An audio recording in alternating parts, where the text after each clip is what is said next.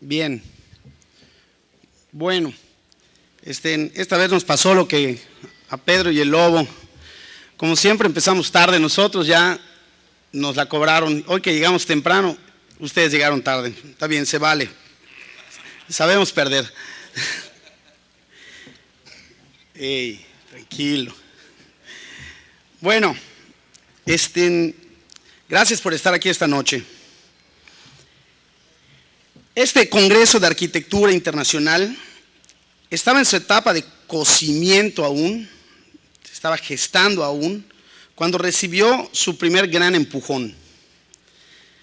Nos llegó una noticia. El Instituto Americano de Arquitectos acababa de seleccionar a los ganadores del 2013 de sus premios de honor, el reconocimiento más alto de la profesión en buena parte del mundo, de las obras que ejemplifican la excelencia en arquitectura, arquitectura interior y diseño urbano. Entre 700 trabajos, 28 ganadores del mundo serán homenajeados en la Convención Nacional y Exposición de Diseño en Denver. Y entre los máximos triunfadores están Todd Williams y Billie Tsien, quien trabajan en mancuerna, como buenos esposos, en su despacho neoyorquino desde 1974, que empezó Todd abriendo su despacho, y en posteriormente Billie se le unió para formalizar la sociedad en 1986. Todd Williams nació en 1943 en Nueva York y estudió la carrera en Princeton University y luego realizó estudios en Cranbrook School en Bloomfield Hills, y su continuo aprendizaje ha trabajado junto a personajes como Richard Meyer. Todd es papá de 2 hijos, de Todd y de Rachel Williams. De Billie Tsien también sabemos cuándo nació, pero no se los vamos a decir, porque a una dama nunca se le recuerda la edad. Estudió e impartió clases en Harvard, en Parsons School of Design, en Yale University y en universidades de Texas y Virginia. Todd Williams y Billie Tsien compartieron la Jane and Bruce Graham Chair en Arquitectura en la Universidad de Pensilvania en 1998, también la Eliel Saarinen Chair en la Universidad de Michigan en 2001 y 2002. Hoy queremos festejar este logro de su carrera, recordando comentarios que los colocan como una referencia arquitectónica mundial en el Museo Folk Art de Nueva York. Algunos comentarios acerca de este edificio, este gran edificio.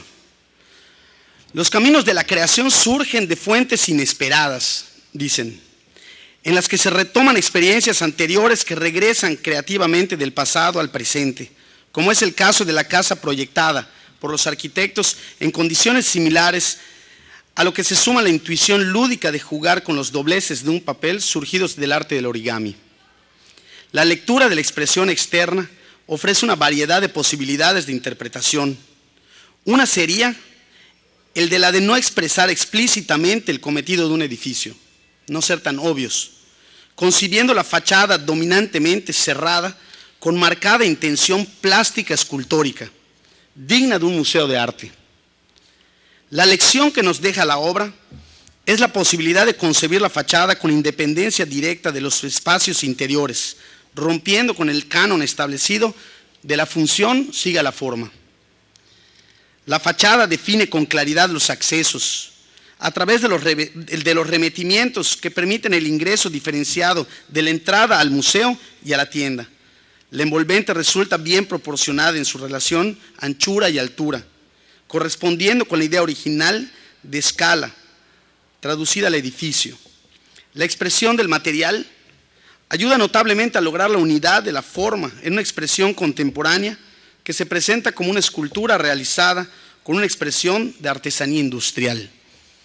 Todas estas cuestiones se hablaron acerca del Folk Art, un museo maravilloso que se encuentra al lado del MoMA en Nueva York.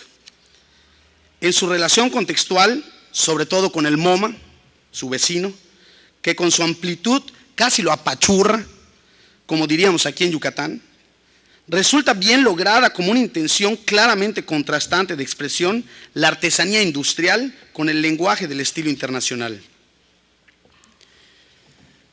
Sin duda, para manejar estos conceptos, esa combinación de corrientes, se necesitan muchas fortalezas e inteligencia. Y de eso seguramente nos hablarán esta noche.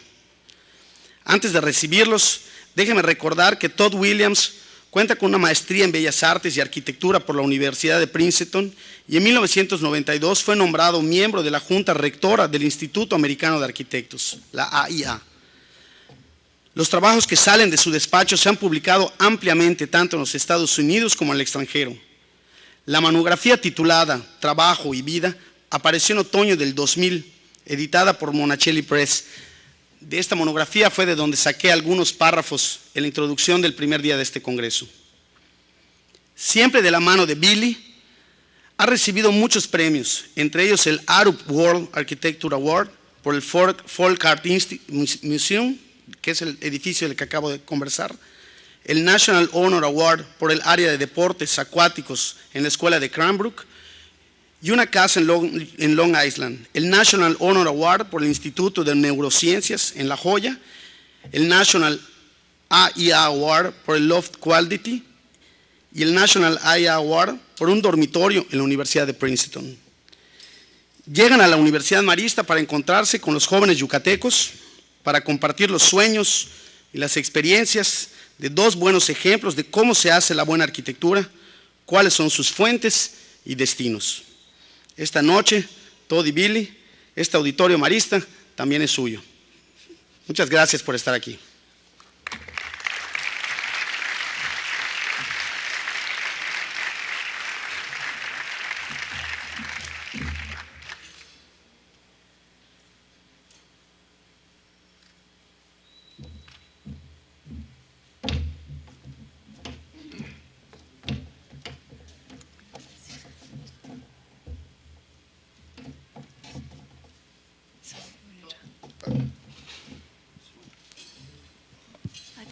I can use this, yeah.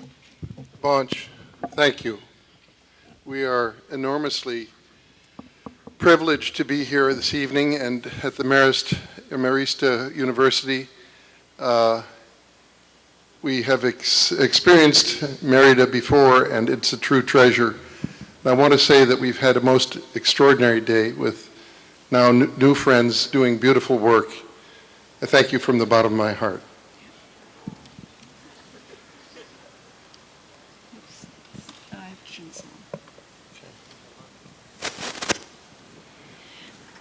We are starting this lecture with this image of hands, and hands holding the earth, because we think one of the ways that we can make our work responsible is to make work that is not about ourselves, but really about the place where these projects are made. And in many ways, much more about the people who will use these projects than about the people who have designed these projects. This image is from a visit 25 years ago. Our first trip to Merida with our young son, 3.5. The image is of Caracol, which we were able to visit at that time. And actually, although the entire trip, in a way, changed my life a little forever, it was Caracol with a rather awkward building that really touched me most deeply, because this building not only is a monument that's crucial at Chichen Itza, but it's also an instrument, an observatory, and beyond that, it has a rather extraordinary interior. An interior that doesn't quite ever get to the center, but is all about reaching the center. And it is the weight of this building and the sense of an approach to a center, always being on the edge, that inspired me and has made me think about this for the last 25 years. I also wanted to include a picture of Billie and our son at that time, and I guess me and my son climbing up the pyramid, which was possible there. So Billy didn't know I put that in. Yeah, I would have not put that in, but that's what happens when you have a husband who's a partner.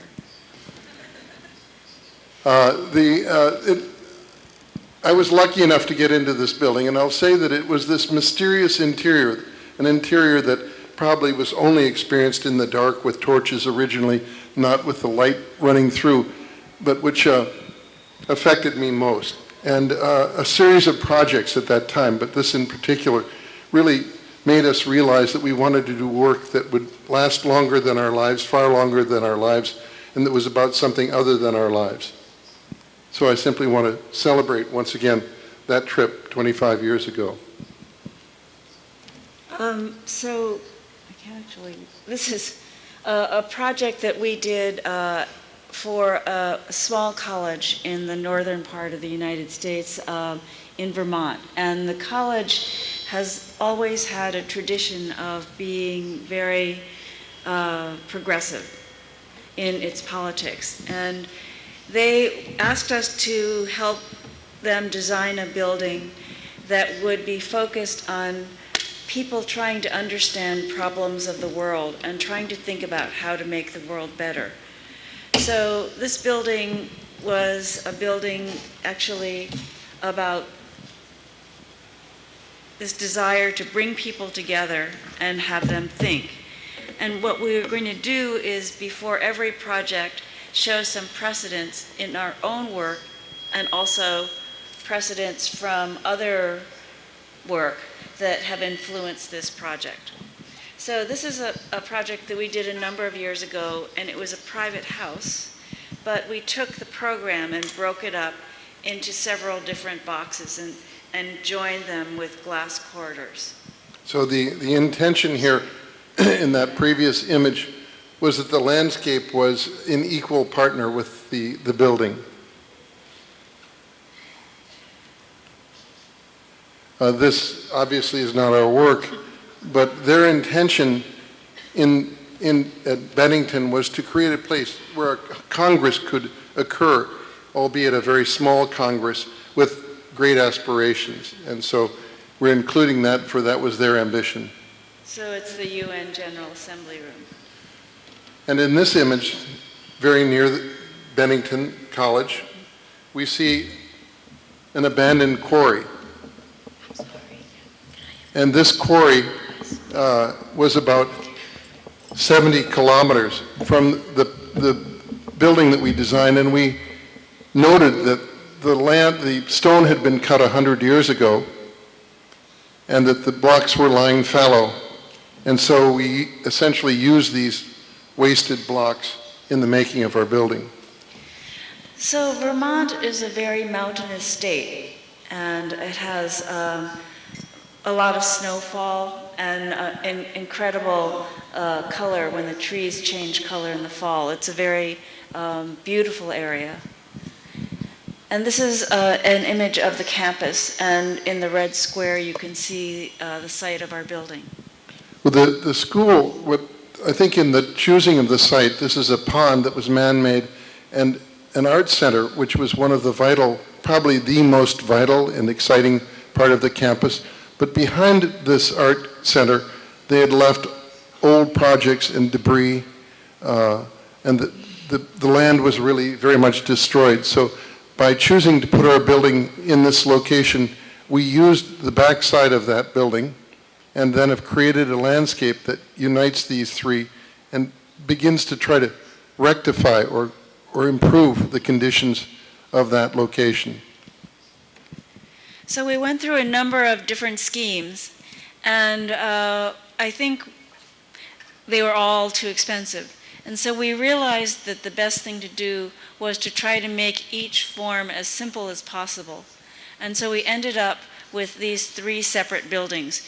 So going back to the idea of separating the buildings so that the landscape actually and the buildings are equal, we took one part of the program, which was to make a place for people to spend the night and stay over. So visiting scholars or people who were addressing a certain problem would stay in one building. The other building is a building of classrooms and also a small gathering space for the Congress. And the third building is really a kind of building without a specific program. It's a place to be quiet, a place to be contemplative, a place to gather. And I must say, between these two arms, this is a space not unlike this space, which is used in pleasant weather for gatherings. So you can see here that it's a very quiet building made of this white marble. It's really meant to feel much more like walls in the landscape than an object. So what we always are trying to do is make an equal relationship with landscape.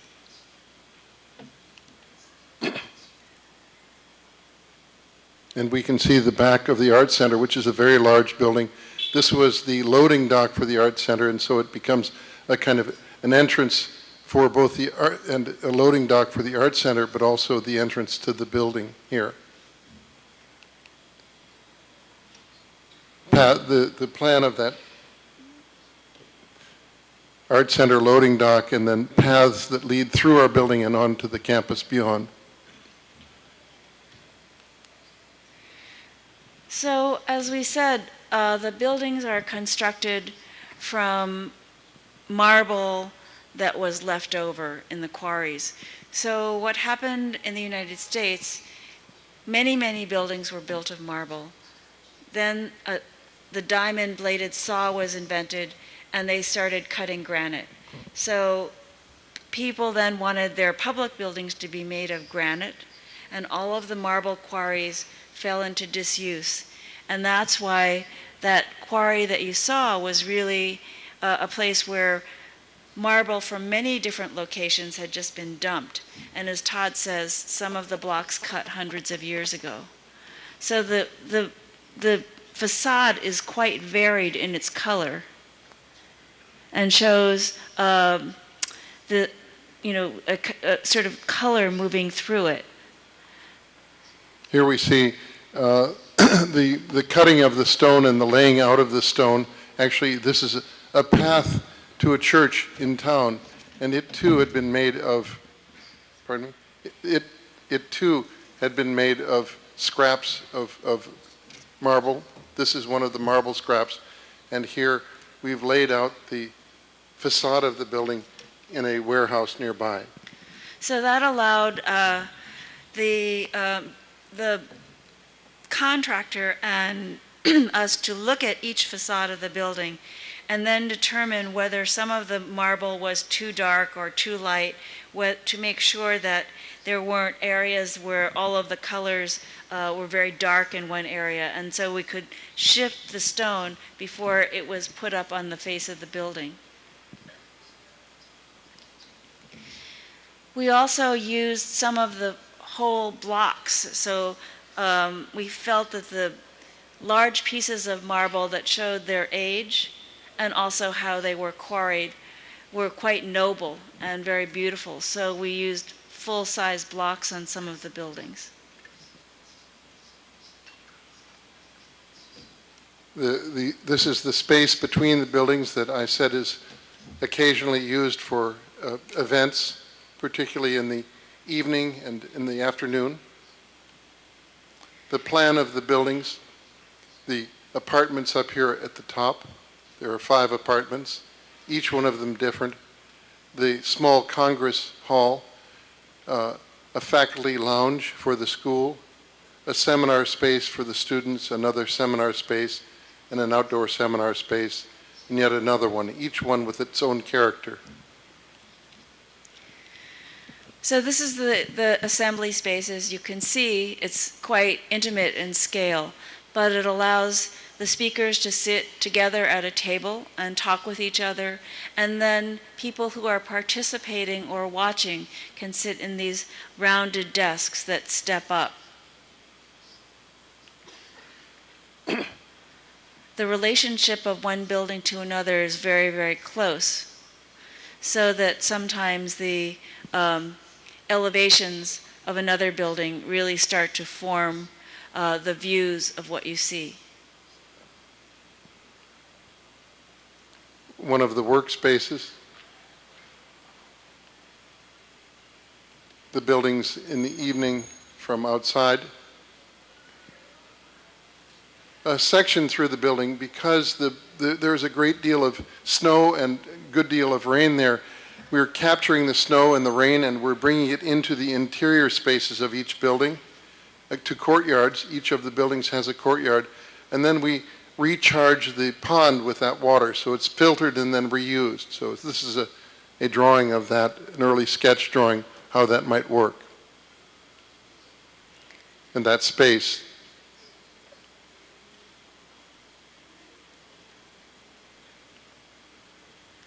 The same space on the way into the residences, the apartments, the interior of the apartments. So we wanted to create an experience that would be interesting for people that came and visited a number of times. Every apartment has similar themes, but is quite different from each other. And we worked with an artist who is a ceramic artist who glazed the tiles for the bathroom. So every bathroom has these different tiles, and each tile is actually different from one another.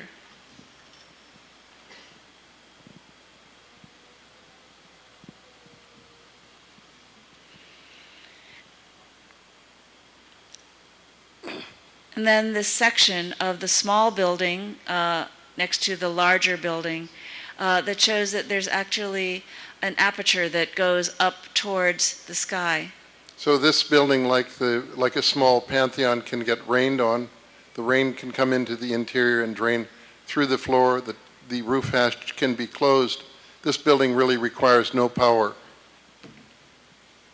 And our model of that building, which at first we believed would have several colors reflecting light on its interior, and ultimately made just one.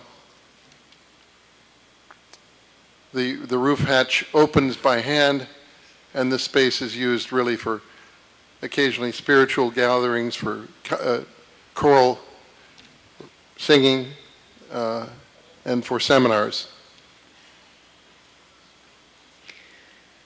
So we are showing 4 projects tonight, and this is the first of the 4, and then one small installation. And each time, I think we're trying to talk about how the work is rooted, related, and connected to the place where it is made. So this second project is in Hong Kong, and it was a competition that we won 10 years ago, and it took 10 years to build. Because of government regulations, because of SARS, many things that finally opened this last year. But one of the precedents that we were showing here is a house in Arizona that straddles a very small gulch, or through which water flows. And once again, we took the building and we put it in 2 pieces to try to create an interior landscape. And then the 2 buildings are connected by a bridge. And the bridge goes across that channel that has water in it when the big rains come to Arizona. So this was a desert house, but this idea of the separation of the program, very much like the Bennington project and the house before, but this time trying to physically connect with the bridge. And then in working in Asia, we're very much aware of the idea of a Chinese garden. And Chinese gardens are, as you may know, quite different from Japanese gardens, which are all about serenity. Chinese gardens are about different activities that are framed.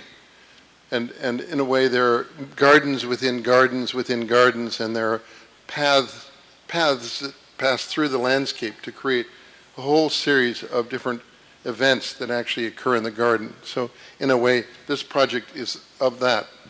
Now, this is an image of Hong Kong today. If you haven't been there, it's a most extraordinary and beautiful city with tall mountains and even taller skyscrapers today. But the water is also a very powerful element in the city. But primarily it's vertical. It feels like it is really a city of skyscrapers. It's a vertical city. And primarily it's a new city, a city which has really lost its past. But our project dealt with a landscape that had not been seen for many years, and a landscape that had been neglected, much as your haciendas here had been neglected. In a way, this landscape too was part of an occupation, in this case by the British in the 1850s, who took over Hong Kong and conquered it, and then set in a munitions depot here in the land, and that too began to be forgotten. So this is the site that we first visited 10 years ago, right in the exact center of Hong Kong. So it belonged to the People's Republic, the army, and so it was walled off, and although there are many important and big buildings built around it and very expensive shopping centers just across the street, this remained a jungle.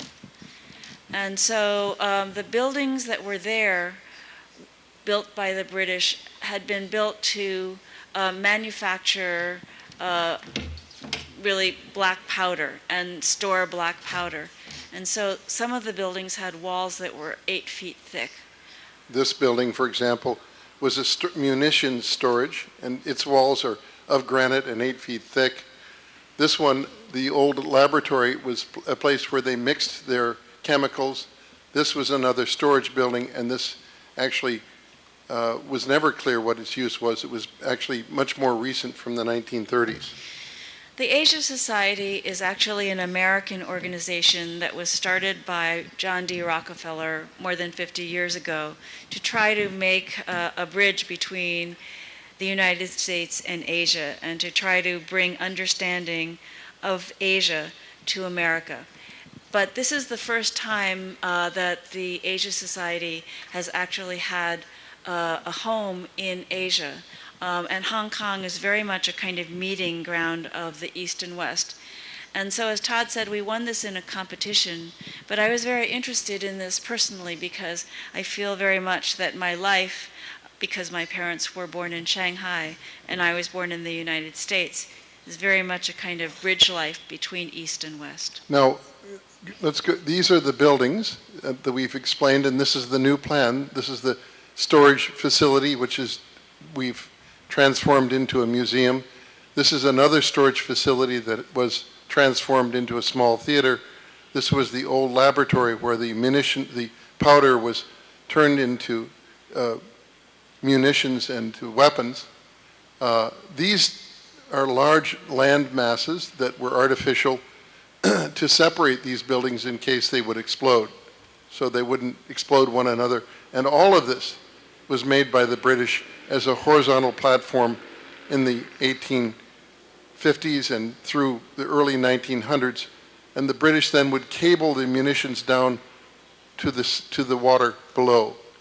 And the final building that I pointed out would be down here. So it was a very complex site with two nullahs or streams that run right through the site. We were not allowed to touch any more of the site than we could. They wanted us to, in a way, leave the site alone. There were fruit bats in trees here and there, an endangered species. So everything really needed to be left as it was, and yet everything needed to be revitalized.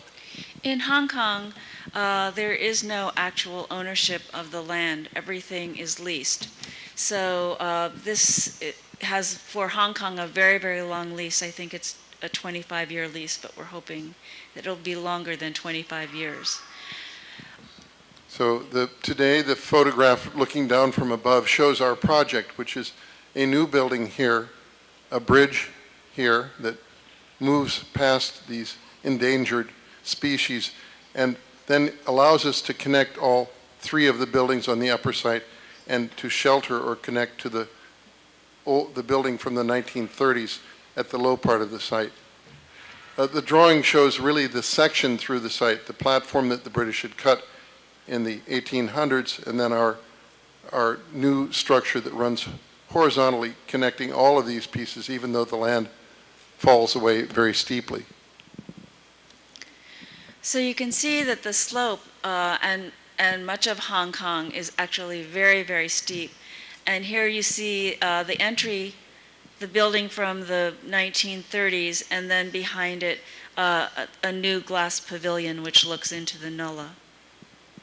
The space between those buildings, this now has been activated as offices, and then our new building is next to it. Only cars don't park here. There's only allowed to drop people off, or they walk up the steep hill, and they get off under this canopy. It rains very, very heavily in Hong Kong. They call it a black rain, and there are many typhoons that come through, so protection from the rain and the sun is important. This wall then separates, of green stone, separates us from the nullah. Inside the building, there are a series of contemporary functions, art, meeting spaces, and passages to a cafe which is at the lower level. So it's a very public building that is once again meant to bring people, this time really from the United States, but really all over the world, to speak and make the connections to people in Asia. And this is in the new pavilion, looking into the nullah and looking at the two levels of bridge that cross the nullah and lead to the upper site where the three buildings, the heritage buildings, exist. Yeah, we can see a lower bridge and an upper bridge, and we'll discuss those in a moment. And here we are from the bridge looking past the nullah to the meeting space, the cafe down below, and to the rest of Hong Kong just beyond. So this is just the other side of the green wall where the cars are dropped off, but we really mean it to be another world. And so here you can see there is water dropping from a pond that is located up above, and the sound of that water then hides or muffles the sound of the cars or the traffic on the other side of the wall. When you're in the site, you really lose a sense of Hong Kong as a bustling place, but it instead becomes quiet and serene. Birds and snakes and other creatures are around you, and it feels, once again, as a jungle. Here we are on the roof of our building, and then looking down to that stairway, tall buildings in the distance. Once again, walking on the roof of our building, this flat roof which is used for events, we're surrounded by towers. So we call this building a horizontal building in a vertical landscape. And its primary facade is actually the roof, because that is what most people see, because most people are looking down on it from the high rises all around. The structure of the bridge is such that we wanted as few supports as possible, and you can see that we brought the services through the bridge here, the upper part of the bridge. This really is a garden on top, and then down below a continuously sloping surface, so that if it's rains heavily, or if it's very hot and sunny, you can take the lower bridge, or if it's pleasant, you might take the upper bridge.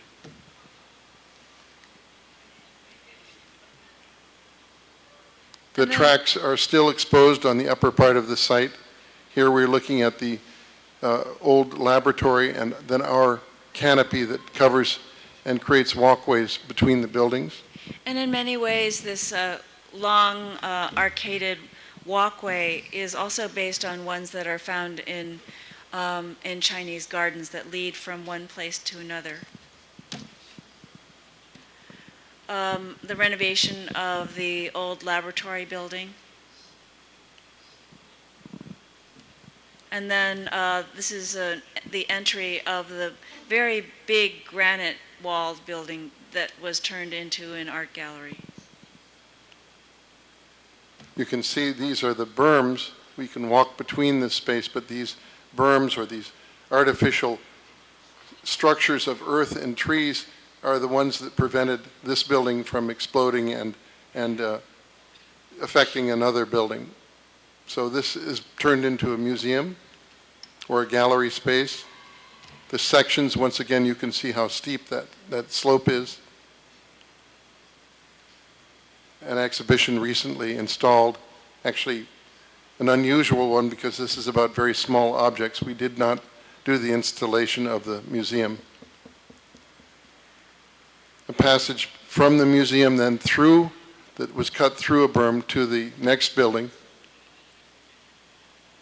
A small moment along that passageway where water and plants are brought in. And then the building on the other side of the berm is used as a theater. Originally, it had a very, very, very narrow corridor that ran around the edge. And this is actually where they would hold lanterns, and this was the light corridor because they couldn't bring an open flame into the major space where all of the black powder was kept. A model showing the arches of the original building and then the acoustical treatment with wooden screens that were made to make it work as a theater. So it's a shell inside a shell, and then once again at the very end, looking back from the rooftop between the buildings. And the idea of the bent bridge is both because we were avoiding the trees with the fruit bats, but it's also a traditional idea about bridges to Chinese gardens, because the bridges were angled because it was said that the evil spirits can only travel in a straight line, and so if you bent it, they couldn't cross over.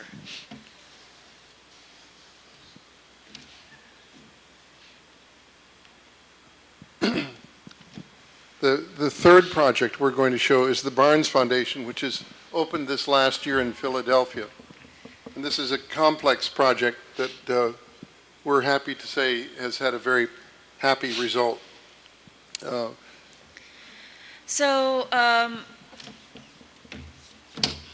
Barnes Foundation has a quite complicated and very rich collection. Many different kinds of things on the walls, and so certainly a precedent was the Folk Art Museum that Bonch mentioned, which also was a very intimate museum. The Barnes collection was collected by one man, so it feels like it's really a kind of personal house collection, and I think the Folk Art Museum always felt like a personal house museum. And then another project that we felt influenced this Barnes Foundation was a library, an East Asian library that we did in Berkeley in the mid-2000s, which brought light in from the top and allowed light to filter through the center core of what was largely a research library and gave light to what would otherwise be a very dark and contained building. The final precedent that we're showing is John Soane's house, which you may know in London. And Soane, like Albert Barnes, was an enormous collector, and created a space in which the separation between architecture and the collection was impossible it was impossible to separate the two. So art, at least for John Soane and for Albert Barnes, was something that was obsessive and something that was a connoisseurship of the work, and it was not really about anything other than the love of collections and of knowing the material. And this is the Frick in New York, and one of the wonderful things about this collection, which was also the home of Frick, I don't know Frick's first name, but he had this interior courtyard with the water. We always felt that it was a wonderful sort of serene place where you could collect your thoughts after looking at the art. And then in Philadelphia, this is the building that was right next to our site. This is the Rodin Museum, and it was a neoclassical building designed by Paul Kray. Now this is an image of Philadelphia. This is the Philadelphia Art Museum. Philadelphia is one of America's great cities. It was certainly the most important city in the 1700s. And along this axis from the Philadelphia Art Museum is Logan Circle, and this entire area was a civic city beautiful project of the early 1900s and was really completed at that time, much along the lines of the Beaux-Arts plans of Paris. And this is the site of the Barnes collection before it was moved. So Albert Barnes and his wife bought this land. It has an arboretum on it, and they ran both a horticultural program and an art program from here. He was very wealthy, and he collected his art and hung it on the walls in very, very controlled groupings he called ensembles. The architect for the Barnes Foundation was Paul Cray, who you may not know, but who was Lou Kahn's teacher at the University of Pennsylvania, and this is the building that he designed for Dr. Barnes, and which Dr. Barnes worked very closely with Paul Cray on to install the art. So here you can start to see some of just a hint of the amazing depth and richness of the collection. So above you see, and this is in the original building, the first real large triptych wall piece done by Matisse. There's an amazing Matisse and Picasso hung down below, and above it you can see hardware. So before we start to explain the project, one thing I wanted to say was that for many years they were unable to raise any money. They were unable to allow this show to travel, and they were unable to change anything because of the will that Dr. Barnes left.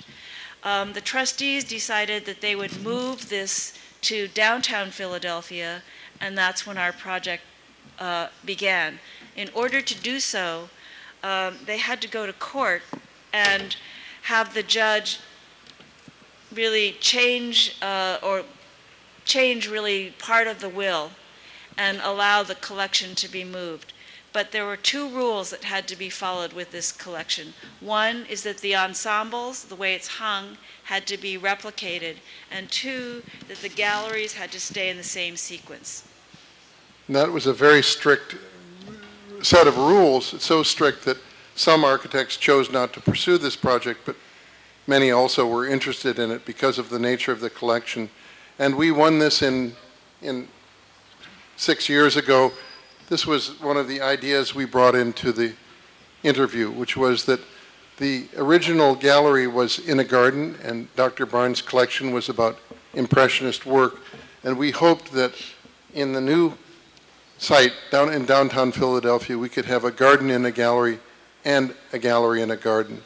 So yeah, the idea, the Frick Museum, of somehow trying to bring a sense of some outdoor serenity, some quiet place, and insert it into the building was very important to us.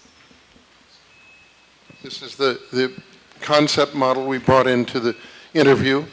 This model indicated the wooden portions were the parts of the building that were not to be touched, and then the green area was a garden that we suggested might be inserted, and another idea of an insertion which would be a classroom, and there was other programmatic elements. We knew that this was not going to be the design, but we were really talking about it as a way of explaining our idea.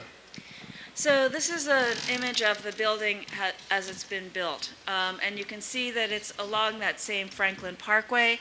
At the far end is the Philadelphia Museum of Art.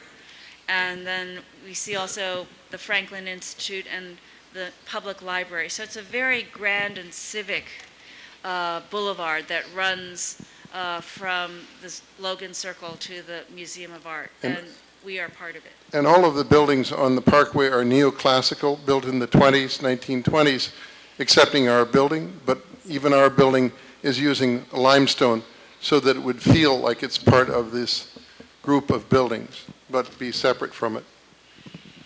The plans of our building, finally, and we're not going to go through the various models, but these are the galleries that are reconstructed. This is the garden that we inserted into the gallery sequence, a classroom we inserted into another, a new entrance. This is a very large light court, a changing exhibits gallery, the entrance, a cafe, and then the service to the building. Our idea was, though, that wherever you came into the site, you would walk through a garden, and you would have to walk through a garden to get to the building, and even inside the building you would encounter a garden.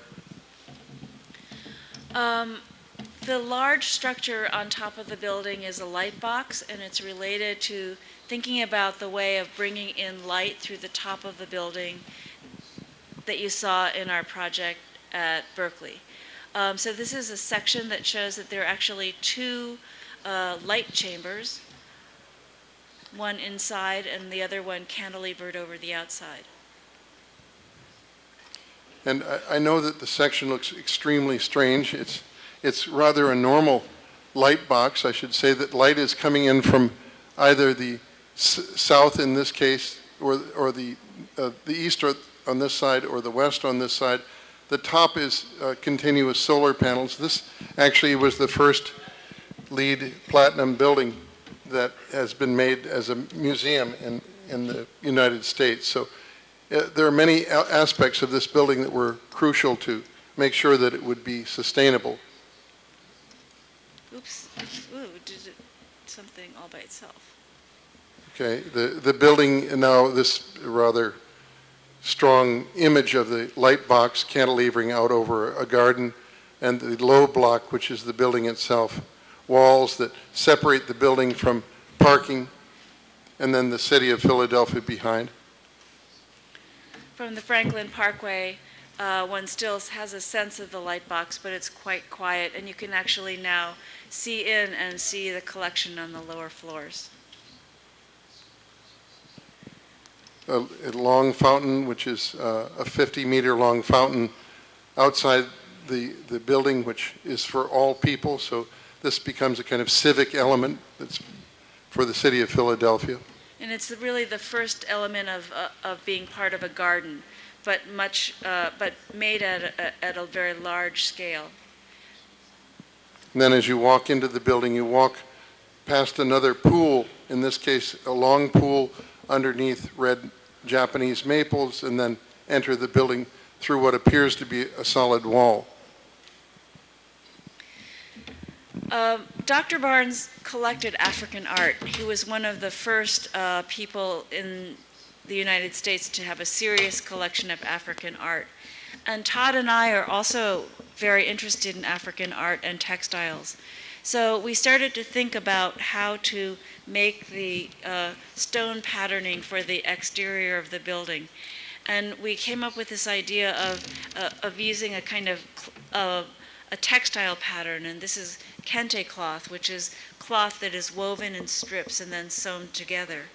And what you see are looking at this idea of these stone blocks, these kind of very large panels, and then behind it a rain screen, so you can see, that is a sort of rain screen, so you can see the metal panels behind, which form the actual weather barrier.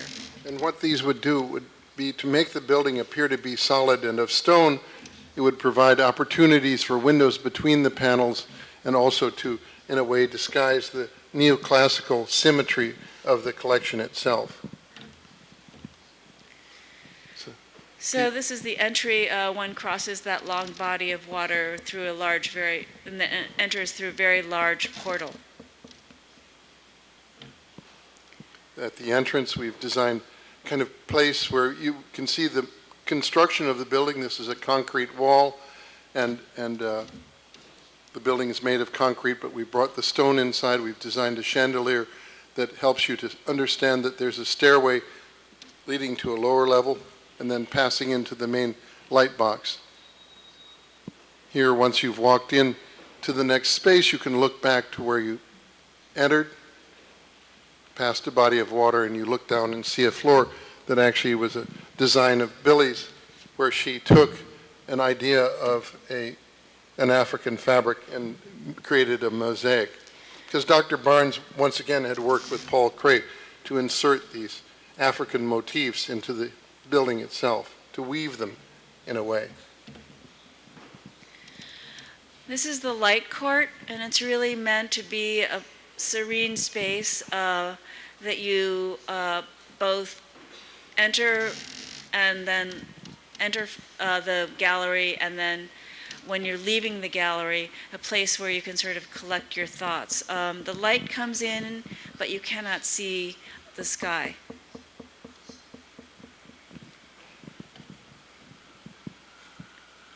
The section through the drawing that shows how the light comes in, and it changes with the shift of daylight during the day, so it feels like a very alive space. And then the floor is made of wood that actually was the former Coney Island boardwalk. It's a long story, but we wanted to make sure that the stone and the wood did not seem perfect, that the wood was reclaimed, that the stone was ordinary stone, quite similar to the stone that you saw at Bennington, that it was not perfect stone, it was solid stone, but each stone had its own character. This is the space outside, actually, underneath the cover of the cantilever, where once again you get natural light. The changing exhibits gallery with a small window that looks back to the water that you passed when you came in. The details of the interior of the light court. This is a person actually walking from one gallery to another, looking into the this interior garden of the building. Large doors that also are using the idea of the African patterning, but which are made of metal and a glass that actually close this space off and lock it off for security, because the collection that Dr. Barnes has is today worth $25 billion. It's a crazy amount of money, but there are 163 Rodins, there are Renoirs, pardon me, there are more Cézannes than there are in Paris. There are, I don't know, 50 Matisses, 47 Picassos. It's an amazing collection. So for the first time, the collection now is really open. The windows are open because of advanced technology to the outside. So the connection between Impressionist art and gardens is reestablished. And what we did, and this is in many ways a recreation of the first gallery at the Barnes, but we have looked at every single detail and changed every single detail. At the same time, the dimensions of each of the walls and each of the paintings to one another, every piece of hardware to each other, even the coloration of the fabric behind the paintings is identical to what it was when it was first made. This is an example of one of the old galleries and then our interpretation of the new galleries. And then on the upper level galleries, we added new clear story lighting, and once again tried to make the way the light comes in to be very, very subtle. We wanted to light the room and not the objects. The study space along as one passes from one gallery to another, the table we designed. So if you remember the original diagram that showed the rectangle with two green squares, the green squares really stood for the insertion of a garden courtyard and classrooms into the sequence of the galleries. That space between galleries where one looks into the light court on the right and into the garden on the left. Here we are. From the lowest level and from up above. So this level is really in the level below grade, but it brings light down. And here we are one level below the light court. The light court, that we're actually underground, but we can look out and even walk into a garden, so it's filled with natural light and objects. At that level we have a library and an auditorium and classrooms. Conservation space on the second level, light box, cantilever. So this is the last of the projects that we're showing tonight, and it's a project that is in India and is ongoing. So we've been working on this project for about 9 years, and probably it's going to be another 4 years. we'll see. I'm afraid, 3 or 4 years.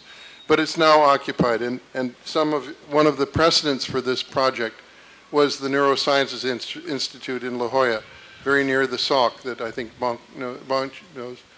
At any rate, this is the plan of that building, and once again, here in La Jolla, we built our buildings into the land, and we separated the buildings so that we would create plazas between the space, each of the spaces, so that we would have, in a way, gathering spaces as we have here.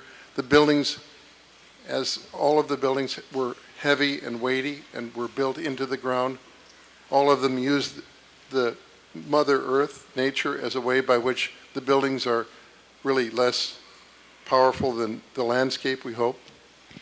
And this is a campus project. So the series of buildings being both separate but related is very important. The Indian project is also a campus, but it's a campus where people are writing software. This is another project that we did at the University of Virginia. These are dormitories, and these are long finger buildings that stretch out into the land.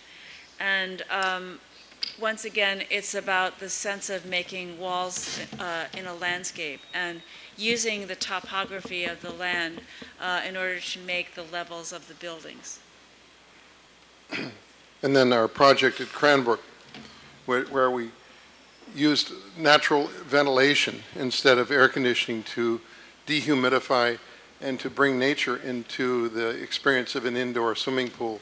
A pool here where the roof opens in the wintertime, and once again it can snow into the interior or rain into the interior, and at the same time the space can be closed. So this idea existed in Bennington in the small space that we call the lens. It occurred here at Cranbrook, and we were bringing this idea to the project in India. And in working in India, once again, as we did when we worked at the Neurosciences Institute, we were very aware of the work of Albert Kahn. This is his campus. Not Albert Kahn. Louis Kahn. Jesus, I'm sorry.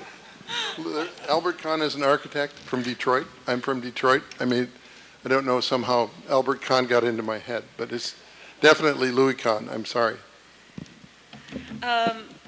The issue, we were talking today about the idea of the difference between shade and shadow.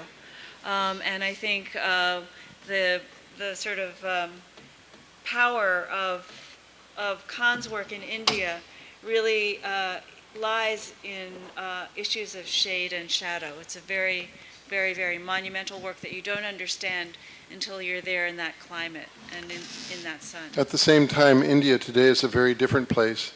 And another inspiration was the step wells that we know exist in India today, which are dry, but this one happens to be Adalaj, which is in Ahmedabad, and which is really a building that is set into the ground and which uses the ground as cooling.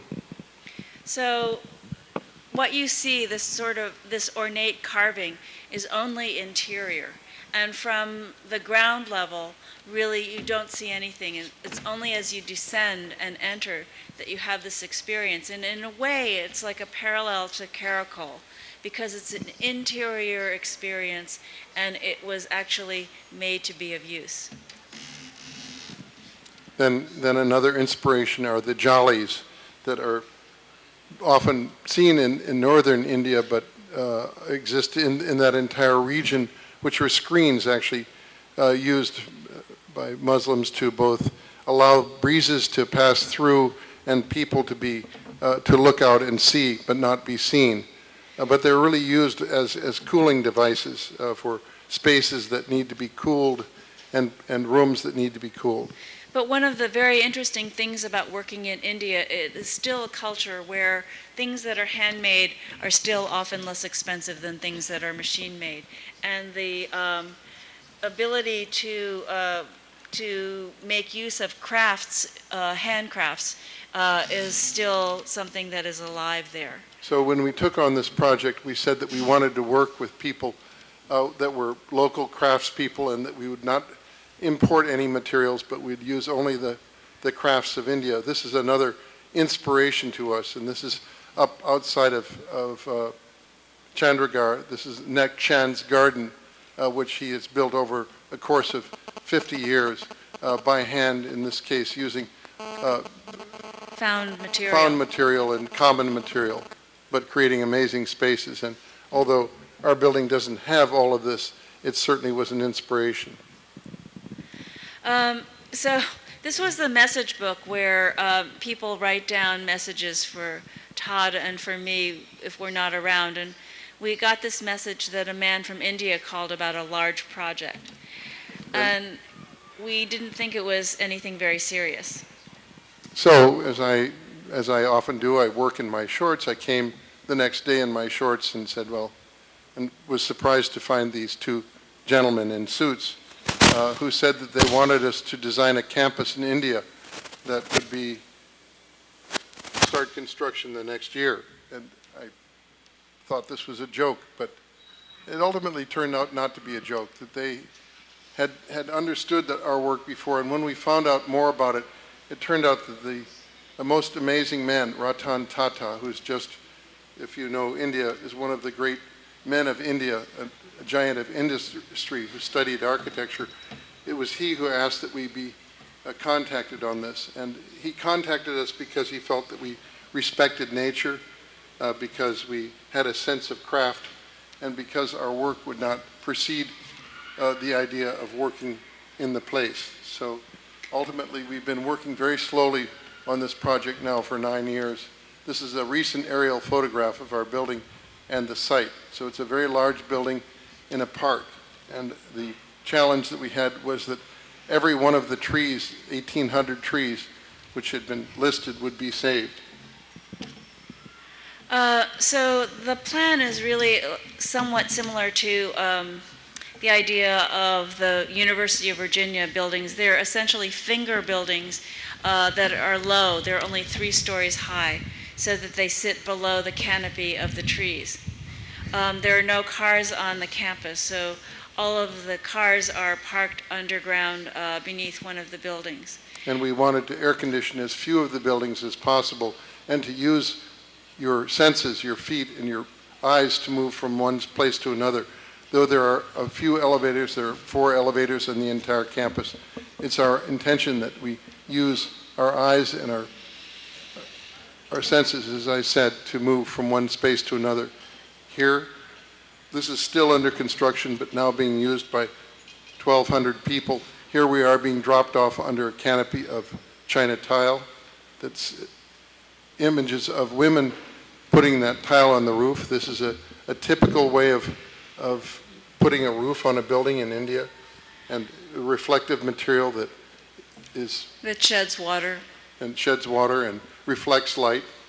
In this case, we have an extra membrane below that, but we wanted to use them because that actually is an excellent way to waterproof a building. It's very beautiful because these are specific groups of women from specific villages, and they come and they sit. You can see the area where they tile around, and so then there are these sort of circles that are left, and then they tile in between the circles. So it's a very beautiful pattern. This is the underside of the canopy, and we made these sort of shapes that would reflect light. The entrance to the campus, and we look beyond and we can see that there is a landscape just past this wall that is, I think, mysterious and beautiful and quite raw. And then an elevated walkway, the backside of which is clad in, once again, the China tile. That walkway, using a sense of the jali or the carved stone surfaces so people can walk under cover from the sun and from the rain and look out into the landscape. A section through that walkway. So ventilation, let's go back, Billy. Ventilation is... Oops, trying. Okay. Ventilation, this allows a bench to be installed. Ventilation, these stone panels are just the thickness of the stone itself along the walkway. So it's very interesting. When we first started the project, all of the screens were completely hand carved. It's a stone that comes out of the ground that's quite soft and is able to be carved. Later in the project, they started using water jet cutters, so it actually reduced the number of patterns we could have because we needed to make them repetitive in order to make them affordable. So mock-ups of the panels, and they carved them from both sides. So one panel, this is one panel, and we're looking at the panel from the two different sides. The walkway's now being completed. Views into the landscape. And from the landscape and the buildings back. So all of the stairways, the fire stairs, and are also to be the primary stairways. So these are also holes or passages through the building that lead you from one landscape to another. So the buildings are really trying to be buried into the ground. And also there are actually constructed berms, thinking about the berms that were already existing in Hong Kong. And these berms are ways of sheltering the building from the very, very intense sun that one finds in Mumbai. Sections through the buildings. And then the landscape where the trees exist on the same surface that they originally were on, so that they haven't been moved. We will start to plant new trees, and then passageways carved through the landscape to lead you from one garden to the next or one building to the next.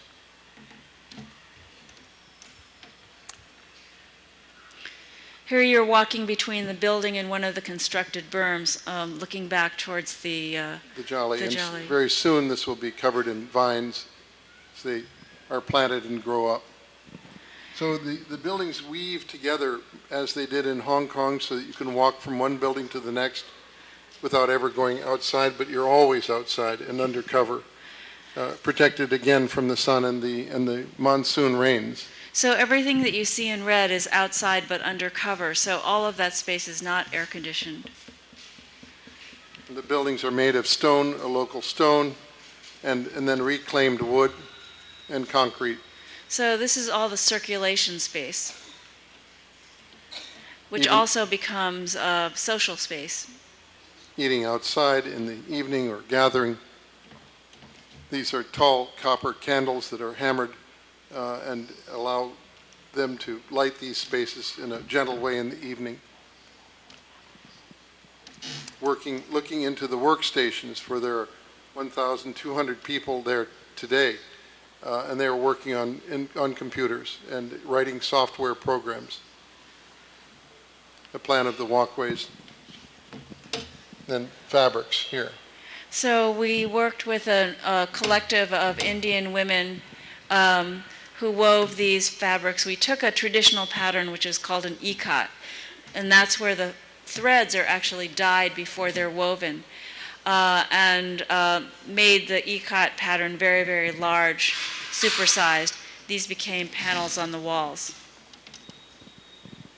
And this is one of the ideas that we got from Cranbrook, which is to allow light to go through these tubes and to illuminate spaces below. Here we are in a workspace, a small conference room with one of the ikats behind us. And the light tube, again, leading into a space, all of which is outside, but with a great deal of glass, but none of which ever has sun on it.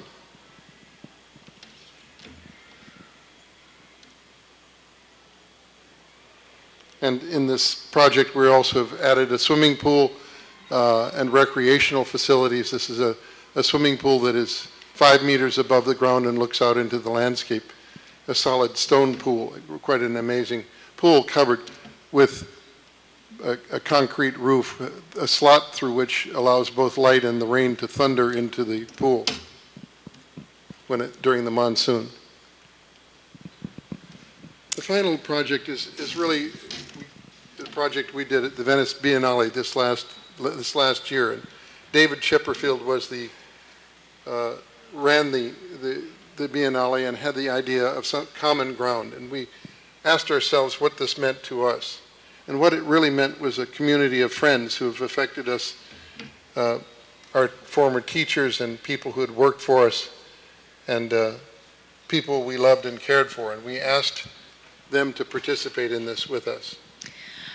So the idea was to make a Wunderkammer. When we asked people whether they would, and here we see Joseph Cornell, take a box and fill it with things that were not their architectural work, not their architectural work. We said no architectural work, but things that inspired them, things that were very important to their creative life. So we made 34 individual boxes, all identical, and sent them to 34 friends, and asked them to send it back to Venice, to this small building very far from the center of the general Arsenale space in the garden. It was called Casa Scaffali, and we particularly liked this space because it was hidden, and we felt that if anyone would make it back there, they would appreciate it. For anyone who's been there, you actually have to walk probably a mile before you get to the back, and that's a mile through all of the other exhibits. So it was definitely hidden. And actually, it was hidden because the thing that looks like a large bush is our building. And in that building, it was Casa Scaffali, which meant the house of shelves, and it had been used originally for storing seeds. And so our boxes would then be set on these shelves that we knew would be the size of the box. And we then asked our friends to send them to Venice, and we would open the boxes and then find a way to, in a way, curate the space. So one of the people we asked to fill a box, but also we asked him to make the boxes, was our very, very good friend who is a cabinet maker named Stephen Eno. So this is his shop, and here, looking a little bit like lots of small coffins, are the boxes that we sent out to everybody. And then we arrived in Venice 5 days before and opened the boxes, and it was extremely hot. The temperature was hotter than it is here, and it had not rained for weeks until the day before we finally made our installation. But once again, you can see that each box that we opened had a great many different kinds of things in it. Each one was from a special friend, in this case, someone who had worked for us, in this case, a wonderful woman who's an artist from the Netherlands, and we will then had the problem of seeing where we would put these friends and how we deploy their work. Glenn Murcutt was one of the friends that we asked to bring things to this Casa Scaffali. So this is the space after we did the installation, and it was interesting because I think the contents of each box really told a lot about these people. Some of them broke the rules. Architects do break the rules. And one of the people we asked was our own son, who not only broke the rules but cut the box into small pieces, which a good son should do. At any rate, if we look through here, we'll look at some of the boxes. This was Glenn's work through here, that he just filled the box with objects and asked us to hang them. This was Mac Scoggin and Merrill Elam, who you may know. These were Mac's motorcycle pants and a cape that Merrill had made. The stories were amazing and the installation quite wonderful. We were looking at Johanni Pallisma's box here, Brad Klopfel's box here, Marlon Blackwell, names you may know. Actually, this is Stephen Hull down below. This is Peter Zumthor's box. He only put pigments in it. Well, he didn't put anything in it. We sent him the box, and then he sent it empty back to Venice. And then he had his assistant come and put these jars of pigment on top. So in this exact arrangement. He was also breaking his own rules, our rules. This is Johanni Pallisma. who's a very interesting writer and critic. So he has his Finnish loaf of bread. And his passport here. So this is really a Wunderkammer, which means in German, a wonder room. But we felt this is Rick Scofidio and Liz Diller and this is Richard Renfro. X-rays of things Charles that Renfro. yeah, things that they were important to them. Richard Meyer's box. He cut up all of the catalogs from his office and had or installed them in a kind of collage. He happens to have, for many years, has done collage work. Stephen Hole's box, where he actually also put models in the box, but then covered them up and then added books. Our friend Claudia Youngstra, who did, these are balls of wool from the sheep that she owns and that were dyed with the vegetables that she grows in her gardens. She called this piece Adoring Rumpelstiltskin. Ursula von Reinigsward, who is a sculptress and a friend, carved this. I'm That's not her. sure. Oh, this is Ursula over there. Yeah. Toyo Ito filled his box with debris from the tsunami. Tom Main, as you can imagine. He slightly cheated. No. And our son Kai and his partner took the box and cut it and saw how small the box could be and then installed an 8-ball in it. Which is a thing a toy that supposedly tells fortune. Filled it with water from the Venetian canal. We end the talk with the hands. You know, the hands of people were found in Caracol. If you look at many of these Mayan ruins, you can actually find the hands of the makers there that says, "We did it. I'm here. I exist." And I wanted to show the hands here as we finish this to say, you know, this is really the work not only of us, but it's the work of many. It is a labor of love, and it's what we hold and what we give that is what we do. Thank you. Thank you.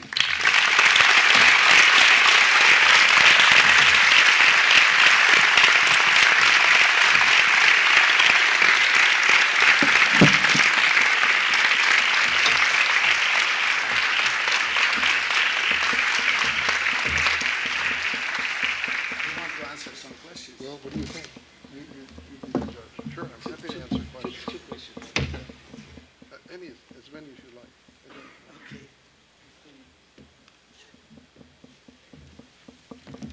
Tenemos tiempo para hacer 3 preguntas si quieren.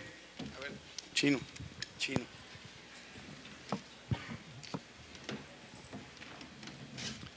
Todd, Billy, I'm here. Thank you very much and congratulations for your work. It's really unbelievable. And I was noticing by seeing your work that it doesn't get repeated. You tend to observe and to feel everywhere you work the essence of the place and to transpond it to each work of construction, to each of your designs. I would like to hear more about the reflection process that you experience every time you do a design of a building. Please. Well,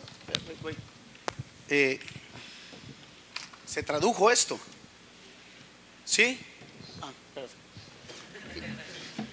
so, yeah, did you need to translate? No. Okay. Well, it is true that we try to start anew with every project. We have only our lives, and we want this to be an interesting life. And we want to grow with each project as much as possible, but it is not true. If you really visit the works, I think you will find that there are many relationships from one project to the next.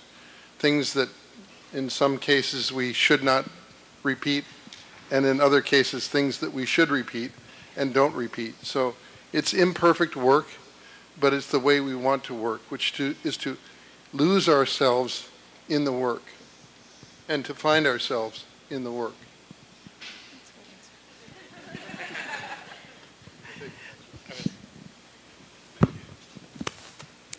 Well, this is a question more personal because I feel close to you in a way that I have not only a business partner but also a life partner working with me, which is Josefina. And I would like to ask you, how do you work together as a couple? Because I'm sure that you share not only thoughts but also feelings. And how do you translate these feelings into the work you do? Because it's feelings, I will have Billie solve that one.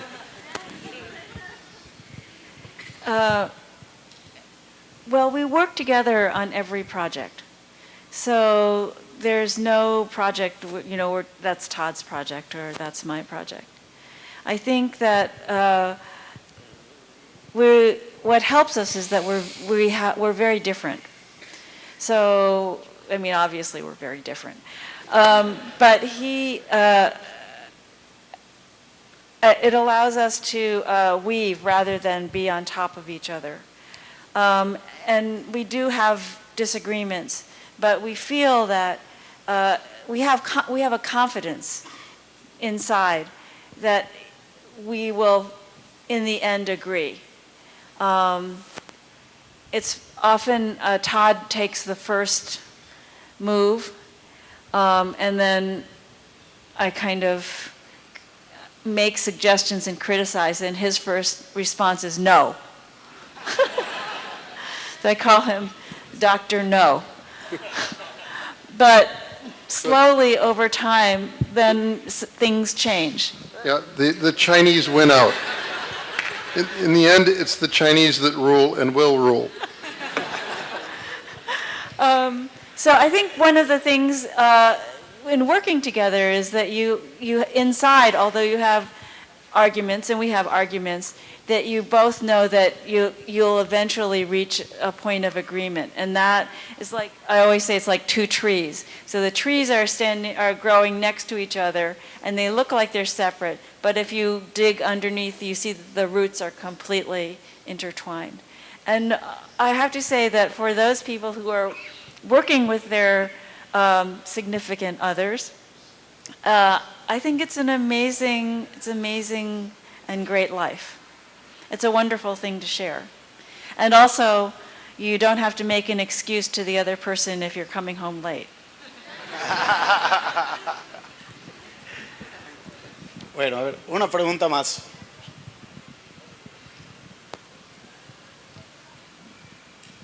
I have a small question. What was the dimension of the boxes? I will do it only in inches. I'm afraid they were 32 inches long, about this big, this wide, and this tall. Yeah. So we felt that if the box, and the boxes all were returned, so we thought the box could be a bench, or could be used, or be of value when they were returned. They were all made of wood. They were identical. We painted them gray, although I like natural materials. We painted them gray to make sure that they were neutral. And every person's name was on the box, and we signed every single box. So in a way, we wanted to weave the box, have the boxes live another life. And I have a question. I read in a conversation you had a reflection about this law. And I want you to share with us what do you think about the speed of life, the velocity. Well, you go. I think Billie has brought many things to me. One of them is a quiet, slow person who allows me to start. But it's been a very important gift to me. And I think in time, although there's no question that life is moving along, that we've liked working as slowly as possible, making decisions slowly, revising decisions, and learning from people as we build projects. We want to share that experience. And I think that although the world seems to be moving faster, I think that there has been and always will be an importance in working as slowly as possible and not as quickly as possible. One of the things we've done is we've chosen, with one exception, the project in India, which was very slow, not to do commercial work, because although that work really must move very quickly. So we have avoided certain traps that we felt would speed us up, one of which, as I say, is commercial work. We decided we would only do institutional work, where institutions and families really wanted things to last longer than something that would be commercial. Or residential work. Residential. Yeah. Yeah. You have anything to add? Well, I don't know whether I would say we work as slowly as possible. I think what happens is that I think we work at a certain speed, but we also allow ourselves to go back to work and look at it again and try to make it better and change it. So it's not the pace, but it's the time that we try to fight for that allows us to go back and look at things again. So it's more of a kind of return rather than a slowness. Yes. As usual, she's right. Okay. Thank you.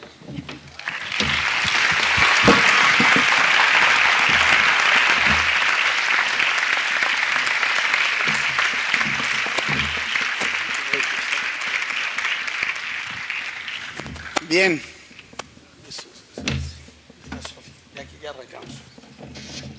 Bueno, pues llega a su final estas maravillosas 3 noches de reflexión. Y bueno, queremos de verdad agradecer a nuestros invitados.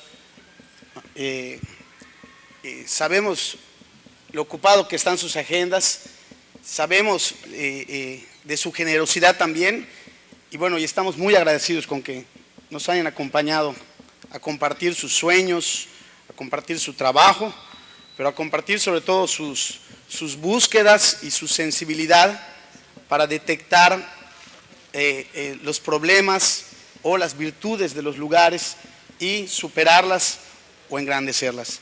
Yo de verdad que les estoy sumamente agradecido, Felipe, a Angelo, Todd, Billy, thank you very much to be here with us. Y bueno, quisiera regalarles algunos obsequios, unos recuerdos de esta estancia, de estos días aquí en la Universidad Marista. Primero que nada quisiera, bueno, ya conocen un poco esto, ¿no? Este es un reconocimiento que diseñamos en la Escuela de Arquitectura.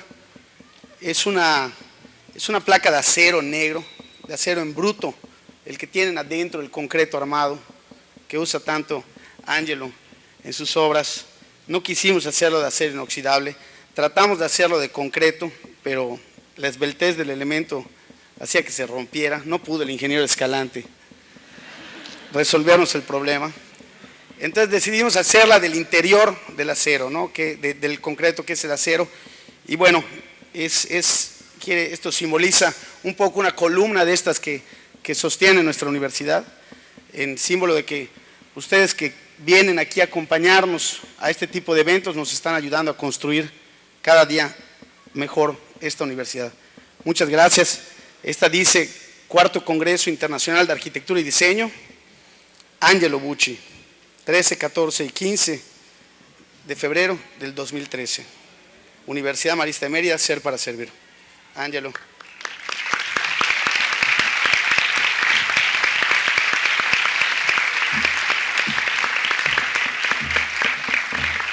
Pesa.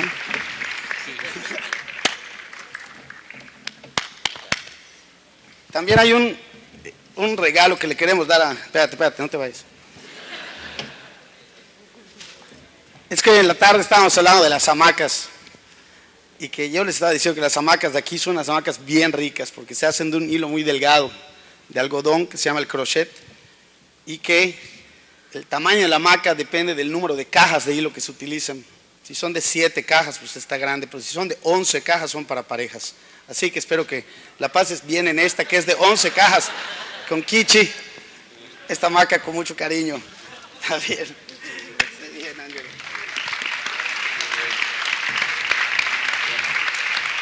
Bueno, ya está. No, ya. Y por último, este reconocimiento que dice algo similar a la cartela. Bueno, y también aquí una exalumna le regala, María José Evia, que ahorita es directora o editora de una revista de arquitectura que ha publicado, que se ha dedicado a promocionar el trabajo de jóvenes arquitectos y que está arrancando. Quería regalarles un paquete de todos los números que han salido hasta ahora. Gracias. Muy bien. Felipe, vente para que te agasaje.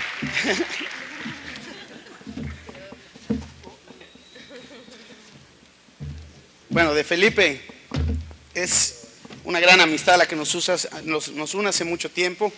De verdad que su conferencia a mí me movió muchísimo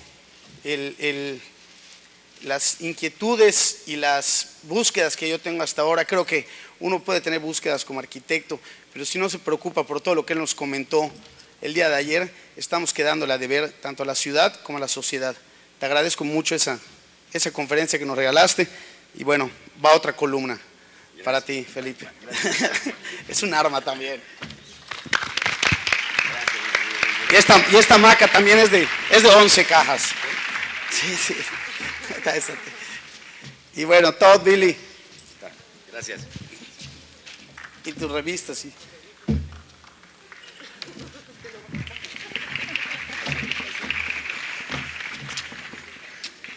Congratulations. Acuérdense, Todd, Billy, thank you very much to be with us. This is a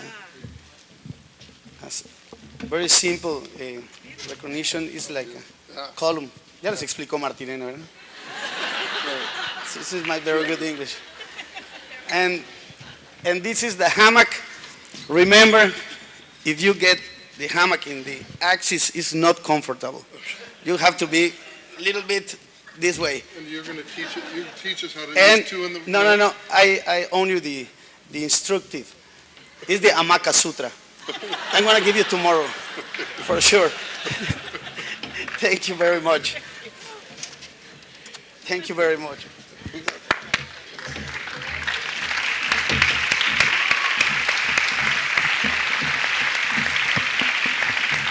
Bueno, y quisiera darle las gracias, muchas gracias a todos los buenos amigos que me apoyaron durante todo este evento. Ahí están muchos aquí, bueno, ahí está Alejandro Medina, Jorge Carlos Oreda, el gato que me estuvieron acompañando, desde luego Mario, el chino. Mil gracias a todos los del Departamento de Promoción y Coordinación que, hombre, siempre con una sonrisa en la boca nos han echado la mano. Desde luego a Jorge Bolio también, que, hombre, a Martirene, que hoy de improviso ni sabía y nos ayudó a hacer la traducción. A Enrique Escalante, patrocinador y siempre amigo de estos eventos. Mil gracias. Y por supuesto a Jackie, a Adriana, a Gaby y a Sofi. 1.000.000 de gracias por toda la ayuda. Muchas gracias. Vamos a darles un fuerte aplauso.